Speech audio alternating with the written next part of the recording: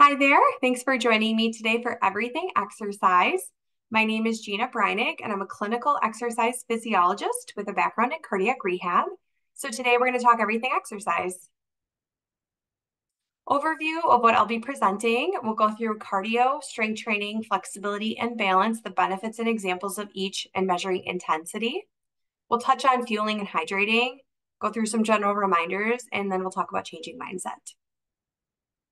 So let's start with cardio, also known as cardiorespiratory, cardiovascular, or aerobic.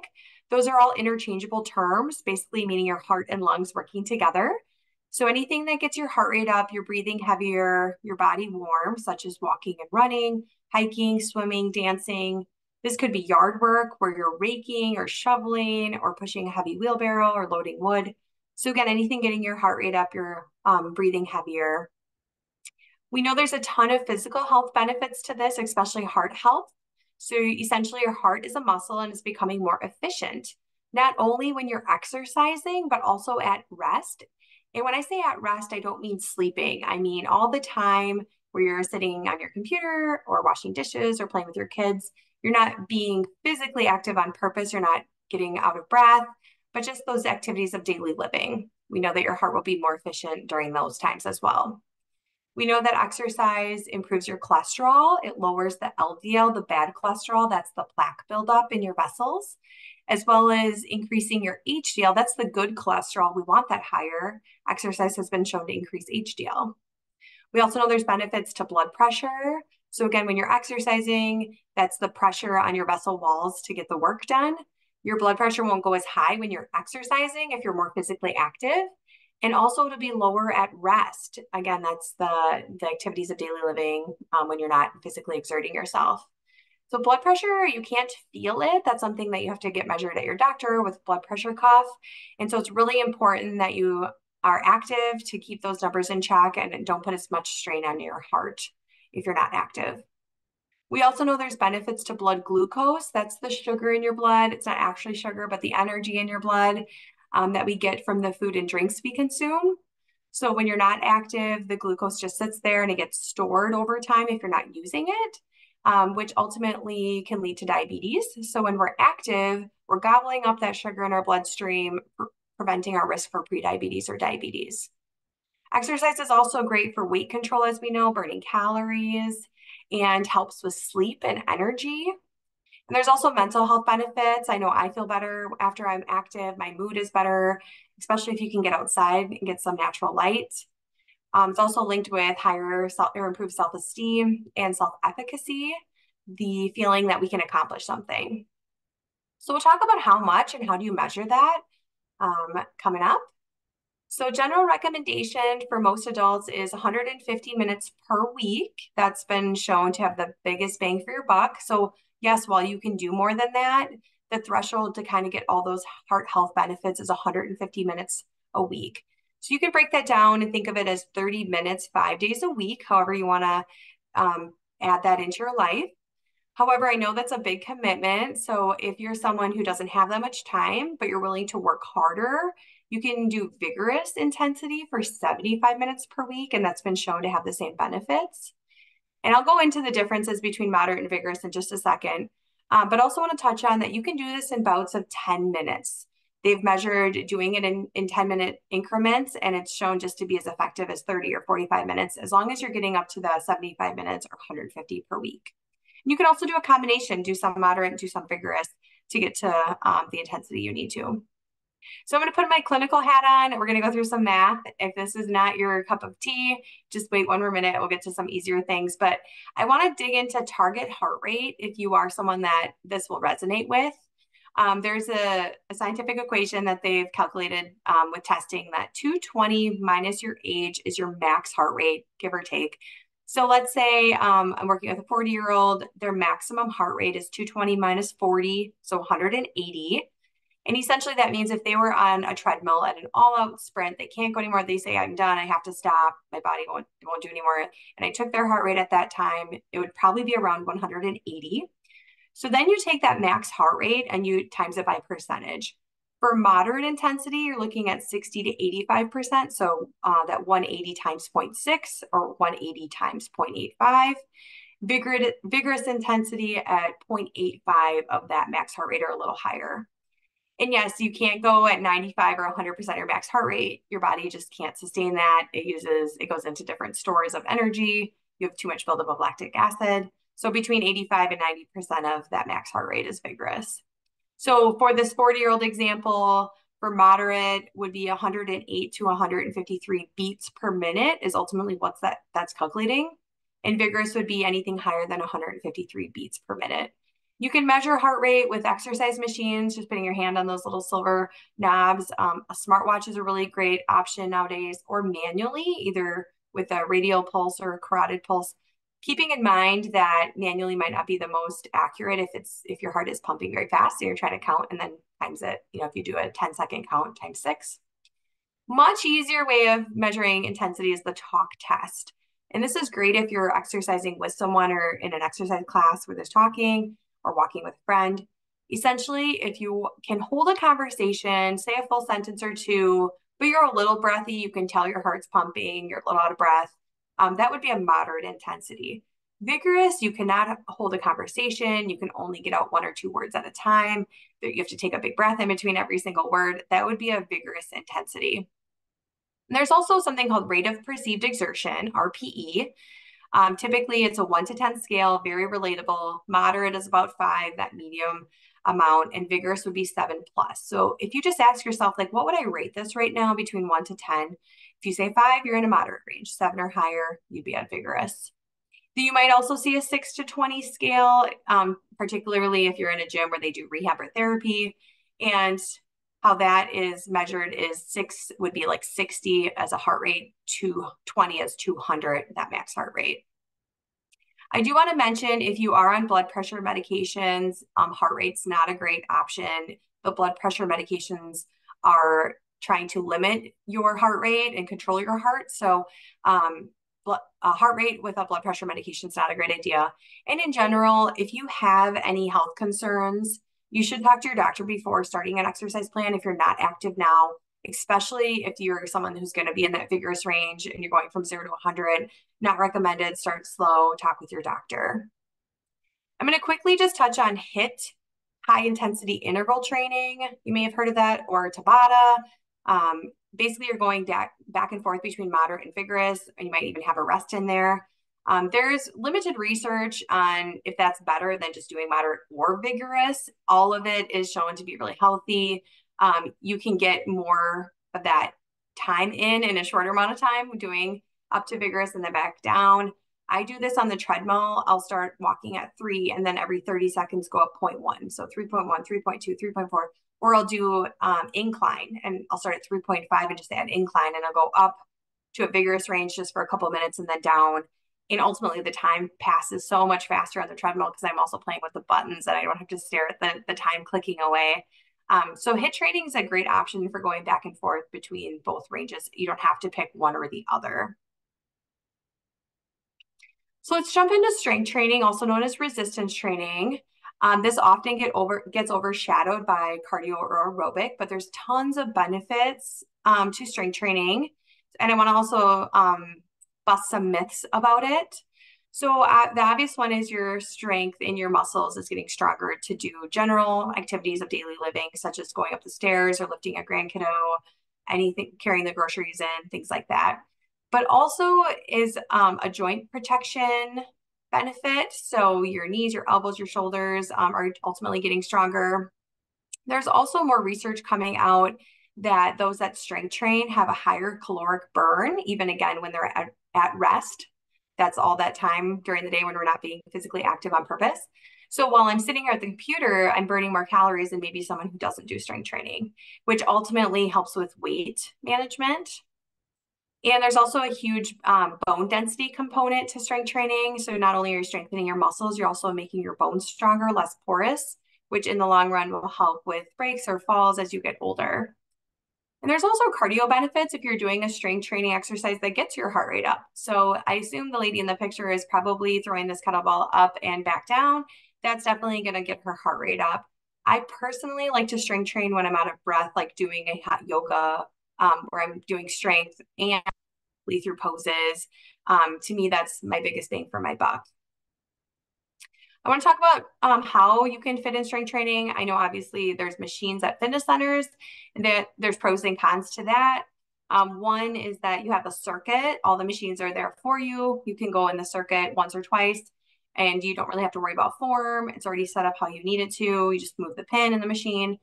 Cons, obviously, you have to pay for a gym membership, get to the gym, wait on machines for other people, wipe them down. And you're also not isolating every muscle group. So let's say you're doing a leg press with both legs, and typically we have one side that's stronger than the other. We're right-handed or right-legged. So you're not necessarily isolating each side to be more even. Your right side, if it's stronger, will typically take on a little bit more weight, and you don't notice that. Free weights are also a great option. Obviously, there's a financial cost that comes with that. I would recommend looking for dumbbells or kettlebells at garage sales where someone bought them and then also gave up on their goals, but you'll find them cheaper than at the store. You can plan on about $1, $1.50 per pound. And then over time, especially garage selling or thrift shopping, I've added a lot of my increments. I've needed 15, 20, 25. The free weights are a great option to isolate each side, like arms and legs. But form is incredibly important. It's not about how much weight you lift if you're not doing it properly. Injury prevention is obviously number one. So don't have to lift the heaviest weight, just lift it safely and make sure your form is correct. Body weight is obviously a great option. We always have our body with us. There's no cost to that. You can do it anywhere. But again, form is very, very important. And you'll have to come up with modifications. So if a push-up is too hard, doing knee push-ups, or if a squat is too hard, doing squats in front of a chair, and getting creative with what you can do with your body. Last one I just want to mention is resistance bands. Those are those stretchy rubber bands you can buy. Those are a great option. They take up virtually no room, especially if you're traveling. I'll have clients that go on like a cruise or they're snowbirding and they just throw in their resistance band wherever they are. You can make it more harder if you put your hands closer together than further apart. There's a lot of exercises you can do with just a band if you just look online. So just anything that challenges your muscles. I want to talk about how much to do. So general recommendations is 8 to 12 repetitions. So if you just count like 1, 2, 3, those are repetitions. That's been shown to be beneficial for both strength and endurance. And then you increase your weight over time. So let's say I'm curling 20-pound dumbbells and I can do about 8. Well, in a month, I might be able to do 10 comfortably and then maybe 12. Once 12, I can do that easily where I can do like a 13th one. Then I should increase weight to go to a 25-pound dumbbell and start back over at like that 8 to 10 range and then up to 12 again. So in theory, you're getting stronger over time. Stick between 8 and 12. You only have to do one set. A lot of people think they need to do 2 or 3 sets. While you'll get extra gains with that. One set has been shown to be just fine for general muscle strength and endurance. Now, if you're going for strength, like muscle bodybuilders, or you're someone who needs to throw hay bales, and you are truly going for strength, that is when you'll want to use a heavier weight. So you can go up to 5 reps, but that 6th one gets challenging. And if you're going for endurance, you just want to be able to do it's called an isometric contraction. You want to lift like your grandkid for a long time, hold it for a few minutes. So really, you're looking for endurance. Then do a lighter weight, but go to 15 or 20 repetitions. I would say if you're just looking for a general program, 8 to 12 is perfect. General reminders when you're strength training, make sure you breathe.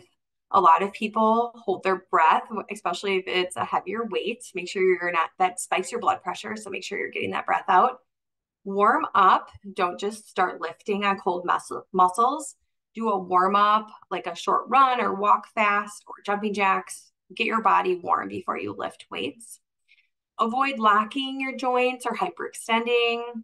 Again, watching your alignment, proper posture.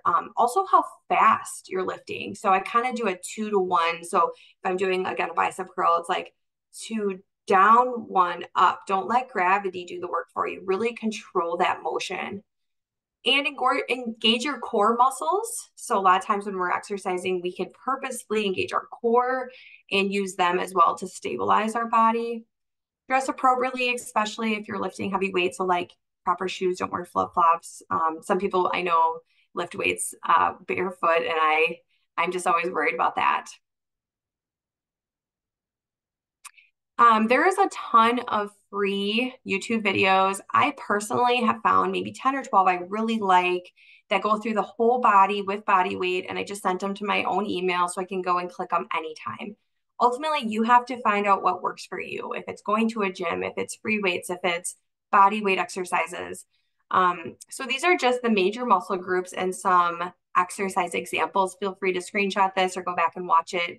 And just search online body weight leg curls, body weight calf raises. Calf raises I do when I brush my teeth because it's like a two-in-one. There's a lot you can do just again at home, finding online. You don't have to reinvent the wheel. You do want a day or two of rest. So typically 2 or 3 days of strength training, unless you're working opposites, meaning maybe Monday I do my upper body, Tuesday's lower body, Wednesday's upper body, Thursday's lower body. So you're at least giving a muscle group a day off, or you're doing push or pull. So like Monday, I'll do all my push exercises, and Tuesday, I'll do all my pull exercises. So you have to, again, find the plan that works for you, what's safe. Don't do it if it hurts. Really quickly, just want to touch on flexibility, and this is often ignored, but try to find activities that incorporate this. So lunges, for example, when you're stepping forward in a proper lunge, you're stretching that back leg. Or I'm looking at the picture and I'm like, how can I incorporate that into one of the moves?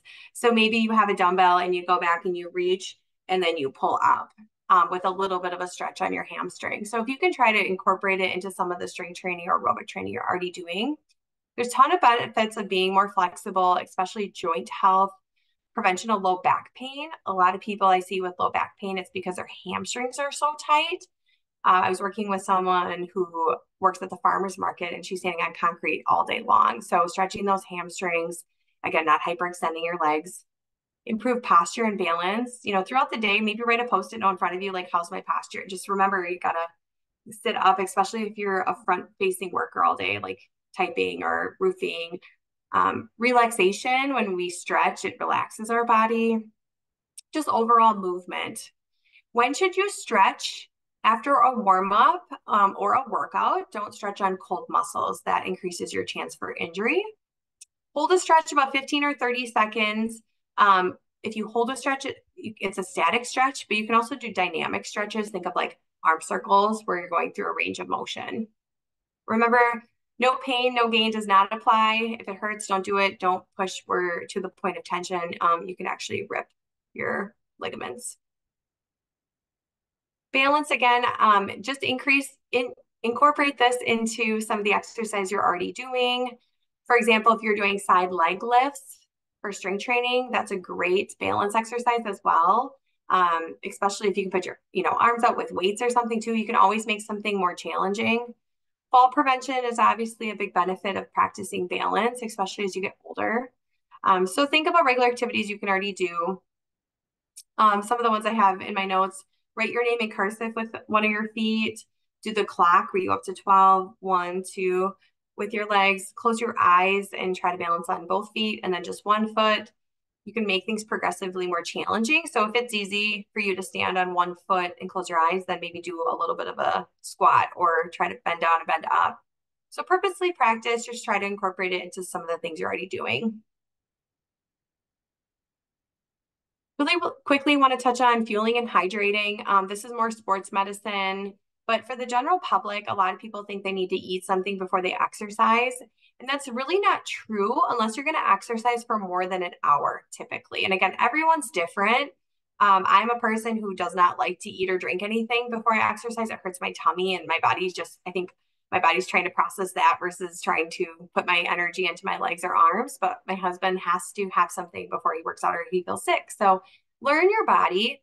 Essentially with exercise, again, we're using those glucose stores that are already in our bloodstream. And then after that, we rely on our fat stores.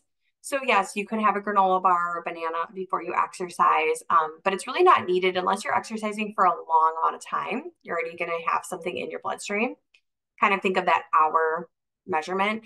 It also depends on the intensity. So maybe you are working out for a short amount of time, but really, really hard. So Find what works for you, and just keep in mind you don't have to have something before or after exercise, depending on how hard or how long. I know a lot of people think you have to replenish with electrolytes like Gatorade or a juice after. Again, that's really only for athletes who are really using a lot of electrolytes, or if you're running a half marathon. Most people can get by with just water just fine. Also, keep in mind your goals. Some people eat a heavy meal because they're going to be active, and you're actually getting more calories than you are going to burn. So that's when people get frustrated. Why am I not losing weight? So I just want to touch on that 3,500 calories is 1 pound. A lot of people don't know that. So if you're looking at a weight loss plan where you want to lose a pound a week, you have to be negative 3,500 calories that whole week. So that's about negative 500 calories per day for 7 days. Negative 500 calories, if you've ever done food journaling or been on the treadmill and watched the calorie count, that's a lot. So you really have to restrict your diet more than you're used to, or expend more than you're used to, which is why they say a half pound a week is more realistic. That's negative 250 a day, much more doable. If you go walk on the treadmill for 2.5 miles, that's about 250 calories. That's very doable. But sometimes when people are eating a granola bar or banana right after they just burned 200 calories, when all they broke even, and they're not going to lose weight, and then they get frustrated because they work so hard, but they're not seeing the scale change. So just want to mention that, be aware of that. Again, this is where talking with your doctor. What's your current activity? How much water are you drinking? How much are you eating? When are you exercising? Are you exercising in the morning on an empty stomach at the end of the day? It really depends. Just kind of listen to your body. And then also ask your doctor if you're really wanting to dig into this. I will say most weight change comes from diet, not exercise. A lot of people think, oh, I just have to exercise and I'll start losing weight. But those minor tweaks you can make with your diet are so important. I'd rather cut out a treat after dinner than go run 2 more miles. So just keep in mind it's heavier on nutrition than I think than exercise. They definitely go together though. So just want to talk about some reminders. Again, talk with your physician or dietitian if you really want to get into a structured plan. Make sure you're trying something different. You're challenging your body. Our bodies get used to what's put on them. So if you actually want to see beneficial gains, make sure you're challenging, going harder, trying something new, switching it up. That's why cross training is so important. Make sure to have fun to stay motivated. If you absolutely hate running, you're not going to stick with it unless you start liking it once it gets easier. But most people don't like it and then they don't stick with it. Find something you like to do. If it's Zumba or if it's golf or it's biking, not running, you're more likely to stick with something you like. Make sure you warm up and cool down. You don't just start from 0 to 100. That's super important for injury prevention and just the shock to your heart right away. If you can incorporate a social component, such as walking with a friend or taking a class, one, you're more likely to stay accountable, but you also get that social time in as well, which is also important for our mental health and isolation. So I really like planning something once a week or once every other week with a friend, just because it's a win-win for everything. Find activities that also challenge your coordination, your agility, your core strength, reaction time. If it's throwing a ball outside with your kiddo, you're getting some strength in there, flexibility. Also, again, that social time, outside time, all of that's just so important for you cognitively as well. Just move. If it's 5 minutes, you'll feel better. I promise. Just do something for a couple minutes. Starting is the hardest part. And then once you start, it's staying with it. Don't be hard on yourself if you miss a day or you missed a week. Just start right away. Don't start Monday. Start again. So that goes into making this a lifestyle. So I encourage people to actually write on paper your why. Why is this important to you? What is a better life going to look like? What are things that you wish you could do that are challenging? Put that in front of you, put it on a vision board, put it in your phone, text it to yourself, keep it at the forefront. That will help with your motivation. But ultimately, you need to set yourself up for success.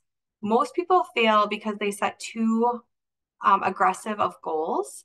They think they're going to start working out an hour a day in January 1st. And that's just not realistic because you weren't doing it before.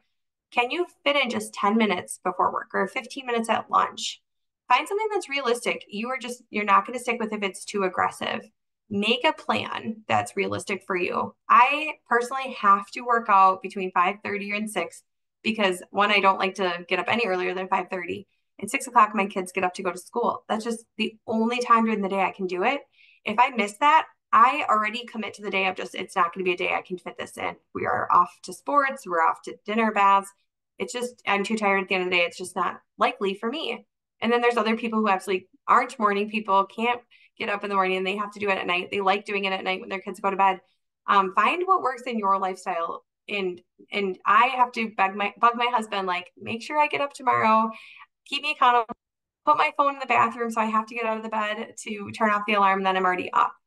A lot of times the action comes before the motivation. If I waited for my motivation, I probably would never be active. So it's ultimately just about discipline, putting it into your routine, making it a lifestyle, just like we do brushing our teeth. So find, the where, the who, the what that works for you. Don't be hard on yourself if you miss a day. There's an expression, don't let a slip become a slide.